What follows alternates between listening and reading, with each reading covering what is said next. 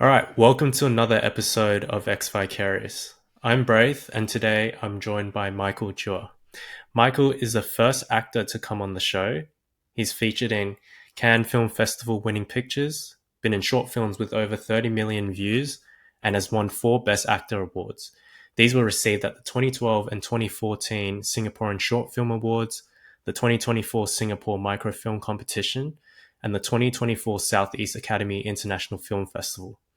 Fans of the viral web series Titan Academy may know Michael as Mr. Allen, but what you may not know is that Michael's also a director, author, and cybersecurity consultant. Michael has found success in diverse fields throughout his life, and today I get the privilege of unpacking what it took to get there.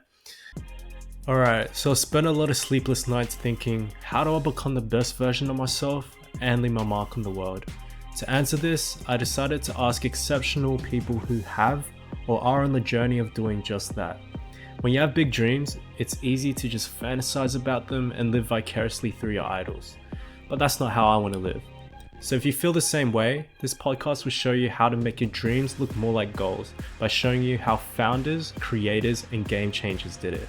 You'll learn about their habits, mindsets, and strategies so you can stop dreaming and start dream making. I'm Braith, and this is Ex-Vicarious.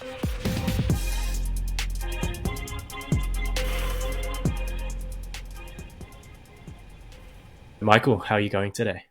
I'm good. Thank you for having me. Nice talking to an Australian again. Yeah.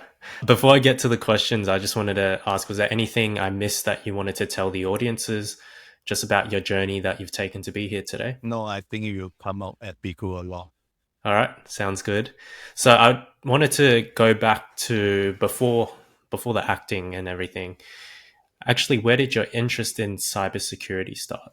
When I was given the opportunity to program microchip cards, that's what we call them those days. Nowadays, you call them smart parts. So remember, if you date back many decades ago, when people were having clunky, boxy personal computers sitting on their desk at home, I was programming a microchip on a card, a computer on a card. That's how we saw it. And that was so cool. You can go Right. around posting to people in the pubs and clubs that you are programming a computer on a card. Yeah. Yeah. So how old were you when you were doing that? I was, okay, that was when I already left Australia and went to Europe. And I was programming the card for a project in the European Commission. Okay. Yeah. Did you know that you wanted to you take cybersecurity as a career, or was it like the more you learned about different types of programming, you fell into it? Oh, okay. Just to go a bit backwards, is that I graduated as a civil engineer actually, but never practiced. So that was already a decision to go into IT. That's one. Secondly, to become a freelance at the other side of the world. So there Right. were various decisions being made. So what kept me in cybersecurity was that it is more interesting than the standard programming stuff. Remember, during that time, that's when packaged softwares and libraries were coming in. And Yeah. before, when I started programming in BHP Newcastle, by the way, I was programming everything from scratch. There was no SAP production scheduling system. There was no database even. Even the user interface, you have to calculate the coordinates of the input fields and all that. So when software development became more modular, it became more efficient, more boring. So cybersecurity came at the right time when I really have to think out of the box to wonder how the information can be stolen, compromised, or made not available. And that's the reason for Mm, staying in cybersecurity for so long. I see. And when abouts did you actually want to pivot to acting? I didn't pivot totally. I was then a cybersecurity consultant. And one fine day, I just got a message online from someone who saw my photographs on Facebook and asked me whether I like acting for a film. So that's when I transited to that. And it was something so new. I acted in stage before, but film is different. Film, you Mhm. have to do the same thing all over again so many times and in different angles and maybe not in sequence also. Yeah. That was quite revealing that you really have to live life sincerely under imaginary circumstances. And the camera can be 6 inches away Mm. from you. That was a kind of feeling I had when I pivoted, that so-called pivot. Yeah. So you mentioned the stage acting that you did. At what age did you actually start stage There acting and what was got you interested in it? 16. Then I was a 16. I was a member of the Singapore Polytechnic Welfare Services Club, where we went to the homes to serve the residents. For the case of old folks home, we'll be talking to them, shaving them, cutting their nails, getting them to do simple exercises. And usually towards the Right. end of the session, we'll be singing to them, performing sketches. So we also had mooncake festivals and Christmas caroling. And so the performance was a huge part of being a volunteer. Then every year Right. Okay. during freshman orientation, we'll throw a sobbing story on stage to recruit freshmen to become volunteers.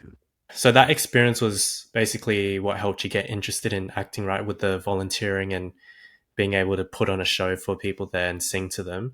Do you remember the moment during a performance or during one of the times you're singing to them that you really felt like, okay, this is something I want to do a lot more of, explore the world of how acting may look like?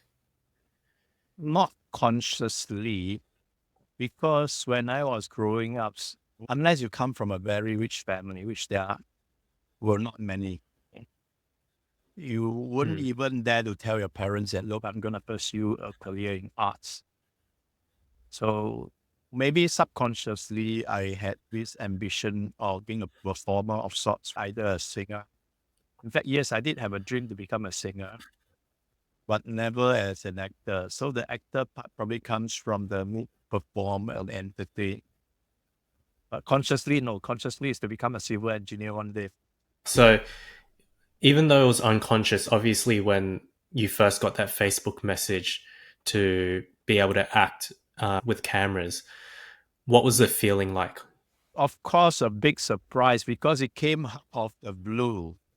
Right there, I was Mm. trying to struggle my way through being a freelance IT professional. And out of the blue, would you like to become an actor? That was a big surprise. So had they seen your stage acting before No, or no, knew no, about your? no. So what? Those days, Yeah. there wasn't cheap equipment to capture these things. So how? What do you think about the photos you posted made them interested in having you become an actor? That was what I asked the director, and she gave me a very arty-farty answer. She says that gut feeling. I got a gut feeling that you'll be a good performer. Yeah, right. So that's how it was. I guess the gut feeling was correct because now you're here and been in all these awesome films, and yeah, that's such a cool story. In terms of that very first time that you did do the acting for her, what sort of things did you have to learn, and what do you think that with your current experience actually helped you take the role on quite well, just being your first time? She was very generous with compliments about my ability to act, and Right. actually surprised me because I didn't even have an ambition, at least not consciously, to become an actor. Mm. So I never thought that I'm a good actor. So she was very generous with her compliments, and she told me, "Look, Michael, I'm a very good judge of talent. You are good, and I would suggest that you take up acting professionally." At that point, I didn't know any better. If she had said, "Michael, give up, you are horrible, your acting sucks, give up and die," I wouldn't have blamed her. I wouldn't know any difference. Right? I just was going Mm. through the thing to my best ability.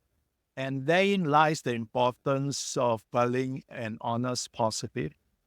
I think this honest positive Yeah. has taken me to 400 overproductions for acting awards, or walked on the red carpet, acted as a lead character in a full-fledged feature-length movie, gone into international film festivals. Yeah.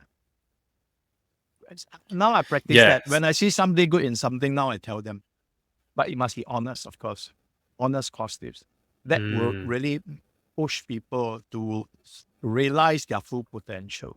So, as a director now, when you come across actors very early in their career who maybe they don't have what it takes potentially, or at the moment, what they've shown you isn't up to par with what you think is needed, how do you communicate that in a way Okay, so that, I need to be honest with them, and hmm, if they are not good, I'll tell them you need to put in a lot of work to get to a minimum stage of acceptance to make it a career. Gets there. You have to put in a lot of hard yeah, work. And for those that are not good and didn't even have a good attitude, I don't even bother with. hmm, They've been out for a few yeah, times.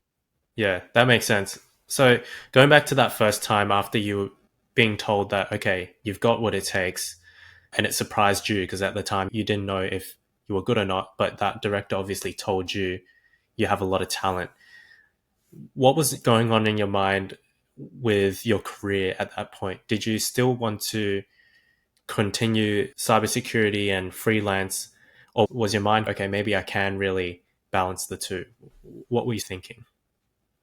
I had commitments to certain IT projects, so I had to continue both. And it's not Hmm. like I was recruited into a television network as a contract artist. It was still on a project basis, very unpredictable. So how did you navigate that with the unpredictability? Obviously, if you have different responsibilities and certain opportunities start coming up in the acting world, how did you manage your time and decide which opportunities to go forward with? Okay, I was very lucky. I got a lot of gigs after I follow up with the director's advice of putting myself out there. So I was very lucky. I got a lot Hmm. of gigs. So there wasn't time to think about stuff. And when you're new, you actually don't know whether this is good or bad. You don't really know. I didn't have a manager. So I just went on my gut feeling and navigated myself. I see. I wanted to go back to how you've been in over 400 productions. Which one has actually been your personal favorite or taught you one of the hardest lessons? The personal favorite has to be the short film called Gift, which is about a misunderstood rag and bone man. What's a rag and bone man, right? Is there such a term in Australia? Say that again. Okay, the Gift is a story about a misunderstood father, and the son Right. only Okay. understands him after he died. And he was not very impressive outwardly. He was collecting old newspapers, old televisions, collecting them and selling them at a tiny profit. And, he managed to support the son and all that, but the son wasn't very impressed with this kind of basic support. In fact, the son looked down on him, and when the son had the opportunity to go to the United States to study, he didn't come back. He didn't visit him. And at some point, he Mm. knew he was going to die of some disease, but he didn't tell the son. He said, "Are you coming back for Chinese New Year?" And the son said, "No, maybe next year." And by Mm. that time, he's dead. He passed away. And the son lived in regret and realized that the father, besides being a good father, was also doing a lot of charity work and donating a lot of money to the community church. Yeah. That was your favorite. What about one of the productions that you learnt the most from? Okay, the gift has, I just checked, and by now probably 40 million views. And when it was released, there were at least 10 to 20 viewers volunteering to provide titles in their native language because they wanted their Right. own people to watch. It was that successful. And I get fan mails even now from all over the world, now less, but when it was released, it was really a lot of fan mails. from even very remote places in the world. There's a place called Diagasia. It's a military base in the Right. South Indian Ocean. And I got one soldier Okay. writing to me saying that he was very That's impressed with crazy. the Yeah. story, touched him very much. So the satisfaction was a lot. The film was not so easy to act in because, as usual, short films are commissioned with very limited budget. And I had to finish the whole thing in 2 days, like 7 or 8 minute film in 2 days. Yeah. There was a broad emotional range I have to deliver from a happy dad, a clown, and the dad played as a clown as well, a nurturing father, a Mm. very exhausted father, a sick father, a disappointed father, and a very sad father. So the emotional range was very broad for 1.5 day gig. My part was 1.5 day, and the other half they shot other scenes of the stuff. So in 2 days, we shot that 7 to 8 minute clip. It was quite tight. Wow. Okay. Yeah. So when you had to show all these different range of emotions, and especially it was in such a short amount of time that you had to film that, how did you get into the mind state to be able to switch between all these different emotions? I think I have the gift of getting into character quickly. I think Hmm. I have that by nature, and also because I meditate regularly since 2000. And you meditate, you clear out Okay. your mind, and then the new characters can come in. So because I have a Hmm. very emptied out mind, I could get into character quickly. To get into character quickly, you have to really believe the story, the script, the character. So once you believe that, I think it should be easy. I can't tell it from another person's point of view, but from my point of view, Hmm. it's a question of believing the character. And of course, transitioning from one emotion to another, especially when the scenes are not even in sequence, right? That can be quite tiring. And that's why after 2 days, I was Yeah. totally flat. Yeah, I can imagine. In terms of the meditating, you said you've done it since 2002. So, what got you into meditating in the first place? And do you remember the sort of way you started meditating?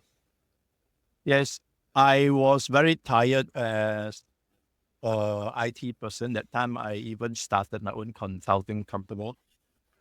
And I Right. realized to my painful realization that besides the technical abilities, I had to do a lot of business development and sales and administration, hiring people and all that. So I was extremely too tired. I was extremely tired. I bit off more than I could chew. And so Hmm. for that day, I wanted to have a break. So I went to a fair in town called the Holistic Fair. I didn't even know what the fair is about. So as I went in, met a meditation center and I joined their 7 day transformation journey program. And that was a game changer. Since then, Yeah. I meditate So, every day. have you been using the same method since then, or have you taken up different types of meditation along the way? Principally, yes, I still practice the same meditation method, but sometimes when I'm walking outside, then I'll do walking meditation.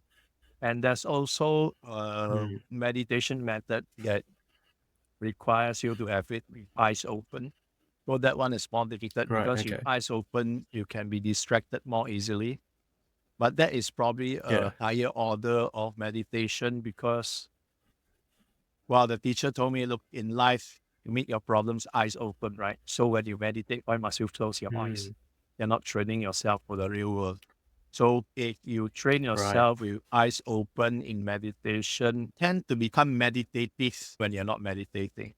That's really interesting. So, is that what you use to prepare yourself when you need to get into a character, or do you have a separate style of meditation when you're doing it in preparation for acting? Yeah. I can answer part of the question. If I miss anything, then you let me know. When I get into character, it is very instantaneous. You don't really consciously. It's not in the conscious mind level where you have various steps that you get into your meditative state. I think if Yeah. one has meditated for many years, it is an automatic mode of getting into that state and then adopting different characters to deliver the performance. So there's no specific thing, or do you have some sort of certain ritual each time when you're thinking about Okay. getting into new emotion? If you go into a ritual or a certain step towards getting into character, I would say it is commonly called method acting. And that's why the word method is there. There's a method to get into a character. But if you do it by believing and through the emptiness of the mind, it is instantaneous without the need for defined steps. I see. Yeah, that makes sense. So I wanted to take a bit of a right turn now. I just wanted to ask you about AI in the film industry. So I know that you have a bit of experience in both areas. How do you think AI has impacted the film industry or will impact it in the coming years? AI is already in the industry. There are a lot of avatars that are doing famously well in Instagram, and the followers and fans actually knows that these avatars are not real, but they still follow them. They still influence the followers. So avatar is one. The other thing, editing tools. Most major editing tools have AI built in already for various functions like color grading. They can suggest a certain color grading, and then you fine tune it manually.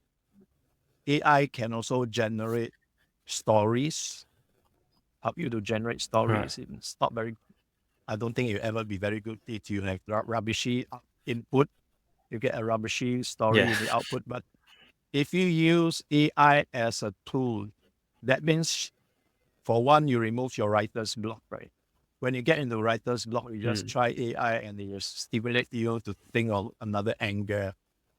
So that helps in writing scripts.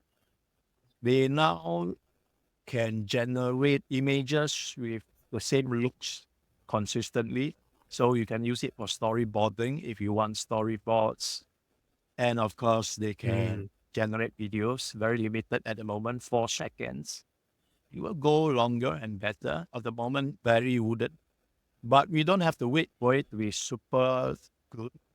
We can start thinking of how we can tell stories through AI generated videos, because then it is essentially going back to the basics of Yeah. visualizations, log lines, hypnosis, and all that. So it's still back to the basics. But this time, your thoughts has to be very crystallized before you start off, because now you don't have cameras and actors to direct.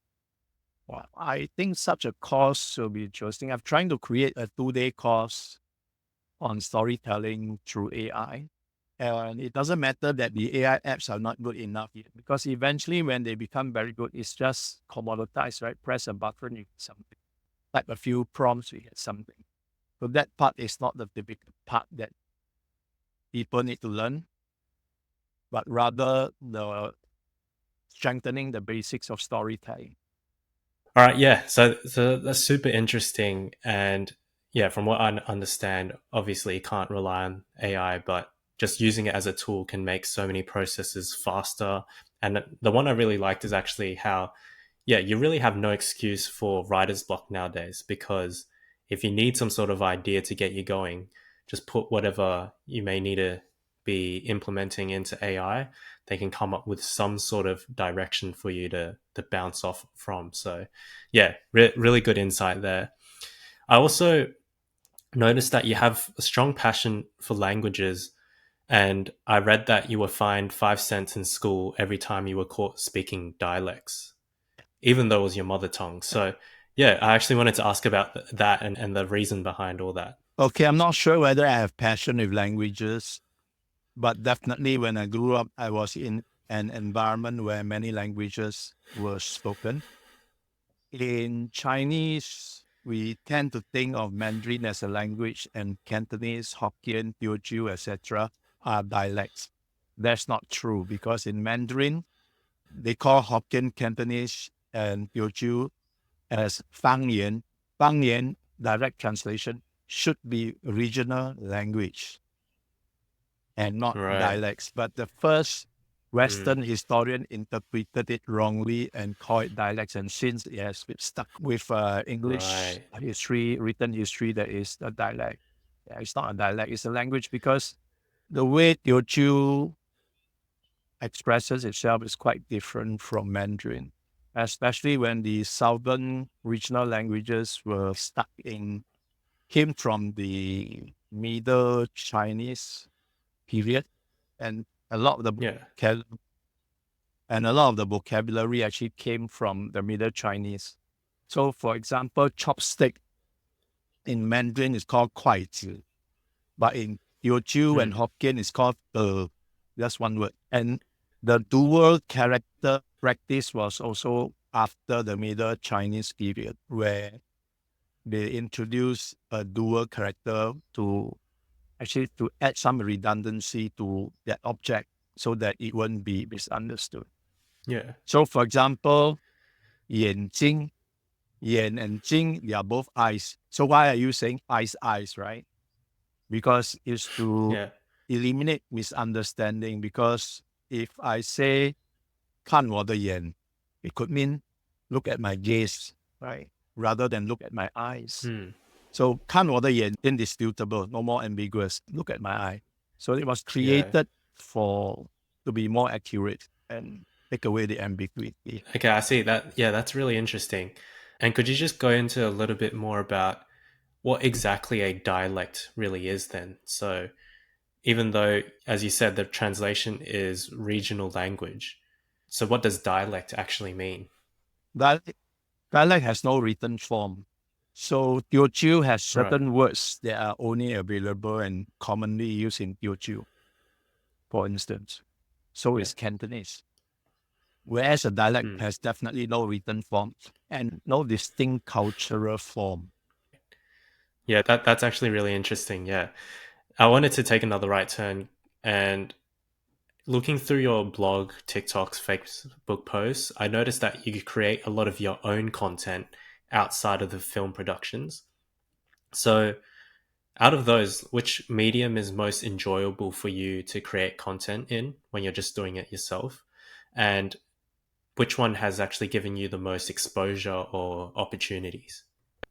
I like to write a lot, so obviously blogs will be my favorite platform.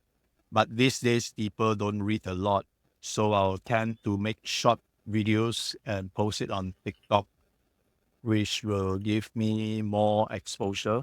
But that said, not all clicks, not all likes, and not all followers are born equal. So you really want Hmm. to have people watching and following you that can have positive feedback on what you do, maybe giving you work Yeah. or new businesses, right? So that is more important than just the mere numbers of having a big number of subscribers and so on. Yeah. So, what sort of opportunities have come from you creating your own content? For one, I get a lot more known. I have a friend who drives old friend and he's always promoting me, and he's giving me the update that maybe 2 years ago he will ask his passenger Michael Chua, and they say, sounds familiar. Then he has to explain who Michael Chua is. He said nowadays no need to explain. Oh, Michael Chua, I know him, I like whatever, right? Yeah. So there is a measurement of Mm. being more exposed. I think I have ever gotten some technology consulting work just by appearing on social media. Of course, talking the relevant stuff of technology and so on. So I think I've got Yeah. something like that. I got some acting gigs, yes, through being exposed on online as well. I got an audition from a Bollywood studio Right. and eventually got shortlisted. I don't know whether I Yeah, get nice. passed or not, but very close to it. See, so this is tangible. Yeah, really excited to see how that one pans out. I know that you mentioned your friend who always promotes you, always asks people, "Oh, do you know Michael Chua?" And nowadays, a lot of them do actually recognize the name. When you go out just walking around Singapore, for example, how often do you come across people who are either fans or just happen to recognize you? And what is the response usually like? Okay, I take public transport, so there's no problem because when you go into a train or a bus, everybody's on their phone, so they won't see me. Mm, But there are places yeah. like restaurants, cafes, and in Singapore we have food courts, right? Food courts and food Yeah. centers where people Mm, who would not be looking at their phones, then they may notice me. I guess that on average in Singapore, out of 10 people, two would know me, recognize me, heard about me before, watched my film, if me before, looks familiar kind of feeling, about 2 in mm, 10. But if you take children from the age of 4 years old to 16, probably 7 in 10 would know me. And this is thanks to the YouTube series called Titan Academy.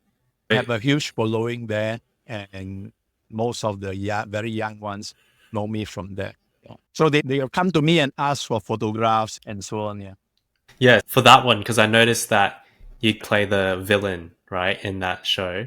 When you come across them in real life, do they ever try to get you to act in character as Mr. Allen? How does it usually go? Thank goodness the Singapore fans are all very gentle and charming. Yeah. They don't really bother me that much. Usually I would tell them that you want a photograph. Sure, of course, you are the boss. That they will be wondering, why am I the boss? I said, you are the audience. Without the Mm, audience, my shows will be meaningless, right? yeah, And they are very yeah, happy to hear that, which is true. I truly believe that. If you have a fantastic show, nobody watching, what's the point, right? So the yeah. audience is really the boss that makes everything possible eventually. Yeah, yeah, I really like that take. It's very interesting, yeah, because I make music and definitely if you want people to listen, there has to be that element where you actually care about your listeners. So, yeah, it's a really interesting perspective. I wanted to now ask you, what's the earliest dream you remember having that stayed with you to this day?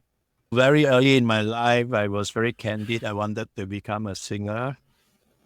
Mm, And obviously, I didn't become a singer. I now sing only leisurely. But I've sung in several short films when they require an actor that also knows how to sing. So yeah. I've done that. Yeah, this is about as far as I go with thinking at the moment. Do you think that because you're in the film industry, obviously that places you a bit closer to more potentially singing opportunities? Would you want to pursue that a bit more later down the track? Yeah, there is a temptation to do that. And that will require a lot of my time in voice training, Hmm. memorizing a lot of lyrics. Because as a professional singer, probably at some point I'll need to sing in pubs and clubs, right? And there'll be Hmm. requests and all that. So I have to memorize a lot of songs. And for the case of Singapore, you probably need to sing not just English songs, but Mandarin, Cantonese, and Hokkien songs, and maybe Malay So you'd songs have as to, well. yeah, memorize Yeah. 4 times So the amount. yeah, there's a lot of work. I would love to reach that stage, right? I love to do a lot of things. I like to be a K-pop dancer as well, but you really need to have a lot of physical time to practice and go through the endurance of achieving what you want. There's no point doing it halfway, right? Yeah. You really have to push through all the pain, yeah, So to get it done. nowadays, in terms of, as you said, if you want to pursue something new, you will have to give it proper time and dedication. What does your schedule actually look like nowadays? Or do you have certain morning routines and just how do you balance obviously you're teaching as well. So how do you balance all these different career paths that you're currently doing? Okay, I wake up at 4 a.m. to meditate. And if I'm not tired, I'll go for a 5 kilometer walk and then strength training and flexibility training.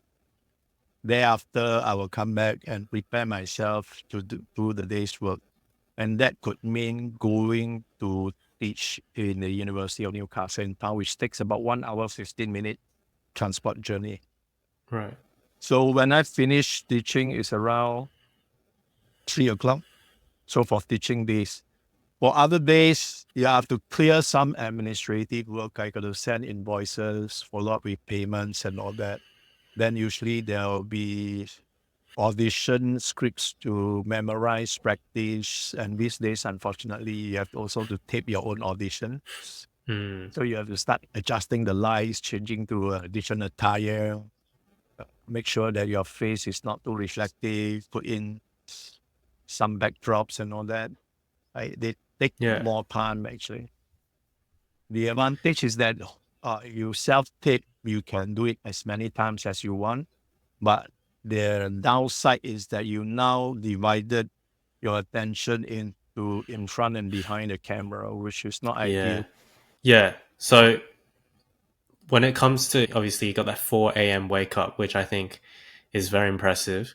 What time do you actually sleep in order to be able to wake up at 4 a.m.? Okay, that is a very slippery question.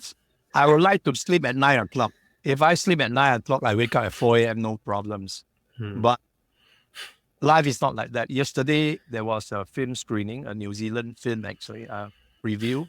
So I attended that. It finishes 10 o'clock. By the time I reach home, 11 o'clock. How am I going to sleep at 9 o'clock? Yeah. And waking up will be a huge struggle. And if that is a struggle, then after meditation, I will go to sleep again because I just probably too dangerous to even do a 5 kilometer walk, right? Might trip over something Yeah. and fall. So that will be disrupted. And an actor's life is not consistent. So you have to accept gigs, sometimes at odd hours as well. Yeah. Sometimes gigs starts shooting at 11 p.m.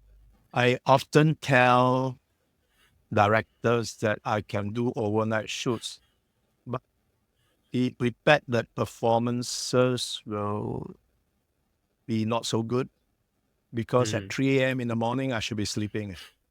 Yeah. So long term wise, how do you maintain the most important habits?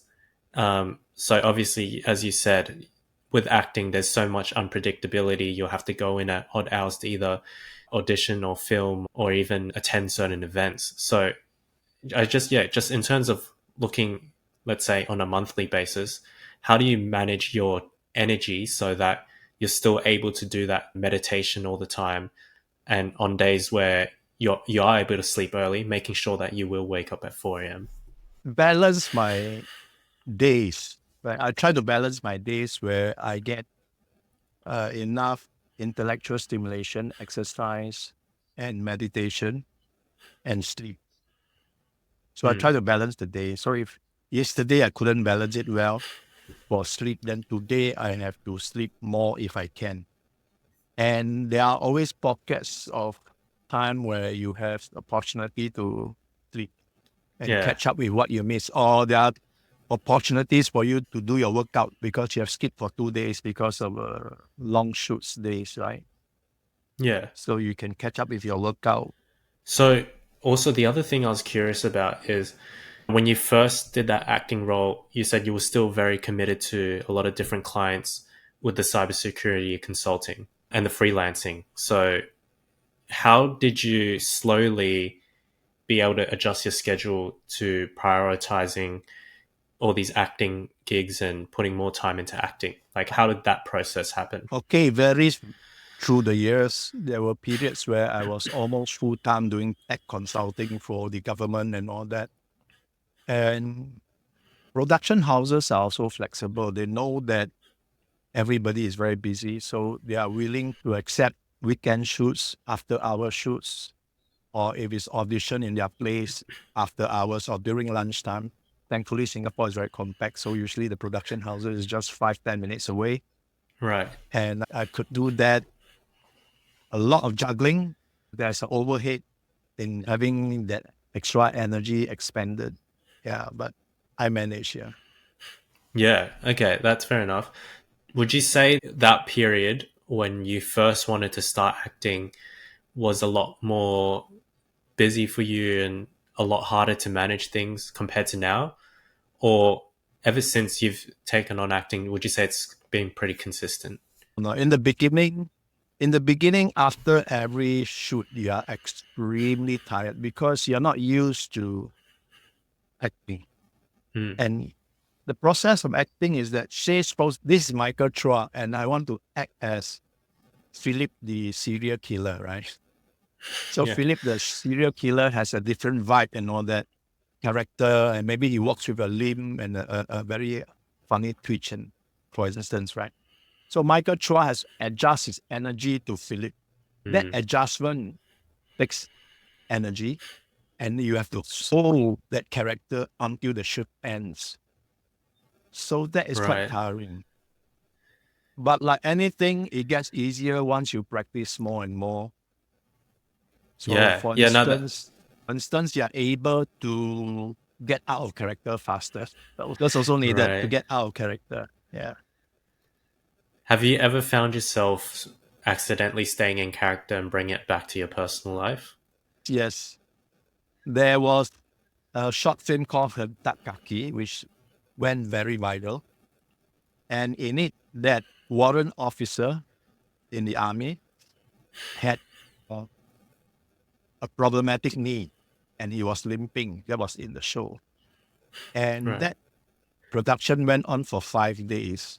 Towards the fifth day, I felt that my knee was actually feeling the real pain. Then I thought, no, maybe it's just transient, right? On the Yeah. sixth day, I felt the pain even more, and seventh day even more. Then I got worried. I said, "What is this?" Then on the eighth day, I told myself, "Look, Michael, don't be stupid. Wheel it away." I told myself I Mm, had to do an auto suggestion, wheel it away. And thankfully, on the ninth day, it disappeared. I was getting worried. Well, you know why? Because when I was doing a certain scene, I was running on the tracks and then falling down, clinching my mm. knee in agony, right? And the director always said, "No, Michael, not good enough. Again, do it more Yeah. real." So every time I was telling myself, do it more real, do it more real. Eventually, it became real. Yeah. That's a wild story. And yeah, from what I've learned in psychology as well, I completely understand that because you've basically convinced yourself that you have that pain, it does become real. And that's really interesting that you were able to get over it luckily afterwards. So yeah, that's a great story. I wanted to ask what's actually been most fulfilling since starting your acting career?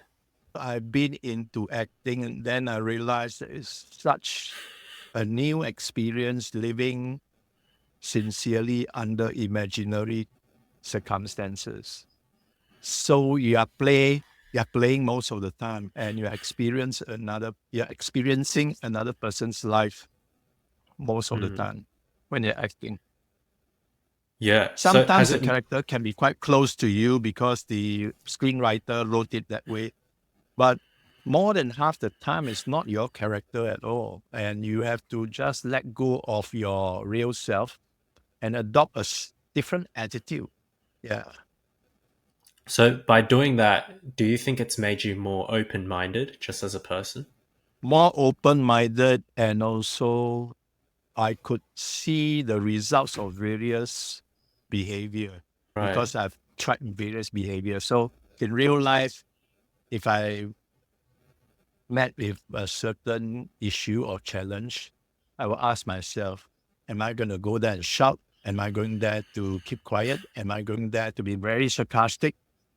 And Mm. then what are the likely results of this? Because you've practiced it already many times. Yeah. The more shows you have done, the more accurate your predictions will be.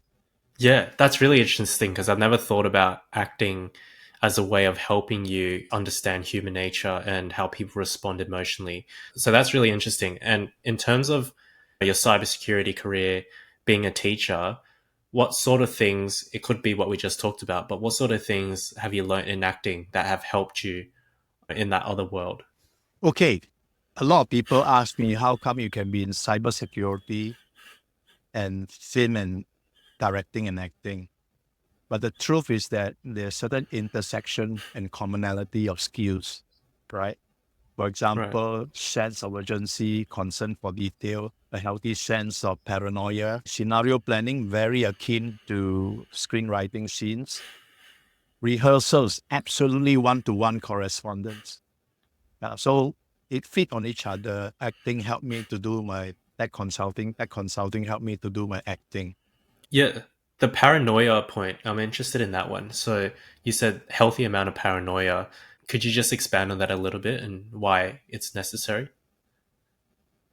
Okay, cybersecurity is obvious. You always feel that somebody's going to break your system, right? Yeah. So he's going to break your system, or whoever got in already with a acceptable password. Is he the real deal? You have to check him while he's inside your system, not just at the gate. And if everything went through fine, appears that nobody's hacking, is your hardware secure? Is your firmware being adulterated with hacker codes or government spyware? So that is the paranoia in the cybersecurity side. For film production, if you're the producer, you better be paranoid because there's so many moving parts in a film production, and missing certain parts could stop the show for a few hours until you get those parts in place. So a simple example is a screen character who is married and he's pushing his hands like this and there's no ring. Then you ask the prop master, say, where's the ring? Oh, I forgot. See? So Yeah. yeah, you have to have that sense of paranoia to ask the prop master, are all this in place? Can I check them?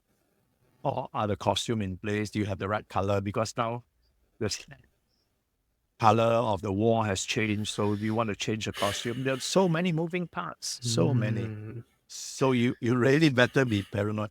And good producers are the coolest people in the world. Their brain can be divided and segmented in so many parts, and they're still so cool, right? That's a good right. Yeah. producer. Yeah.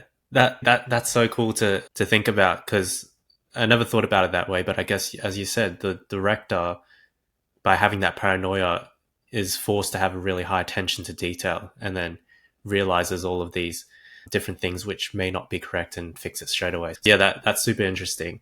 Just going back, looking throughout your career, so this could be leading up to taking on a cybersecurity career. It could have been leading up to taking on the acting career. But what do you think in life has prevented you or become a barrier from you reaching your goals?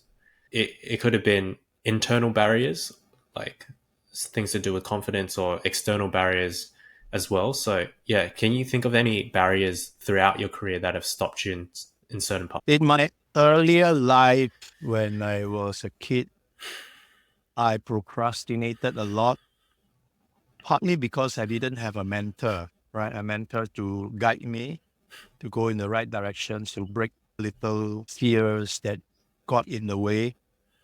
And then when I joined the welfare services club that I mentioned, I have to get things done, right? And then there was a group motivation. I eventually got into the leadership roles in the club. And then that's where I had the tenacity and the motivation to go and work overseas, go and study overseas. And the moment I left Singapore, it was a different ball game altogether. It was you either swim or sink. So Right. you do things. It can do now, right? Understanding not enough, must apply. Willing not enough, must do. So it's a very can do attitude now. I don't see any barrier for me to go to whatever sides of my acting ambition. It is a question of continuously seeking those opportunities and doing my best to get there. I love that. You mentioned that can do attitude. And I wanted to ask you, correct me if I'm pronouncing this wrong, but what does the term got lobang or not mean? And what are your thoughts around just Singaporean hustle culture? Singapore, in my opinion, now is no longer a kiasu culture. I've been to some countries that they are really hungry. Now you go to the Philippines, you go to Vietnam, very hungry. You go to Right. Shanghai, extremely hungry. So where does the infamous Singapore kiasuism position itself now? Very weakly, I think. My time, yes, my time whenever there's a tea break, we say, hey, got lobang or not? Which means, are there any opportunities for me to make some money or we Right. can collaborate?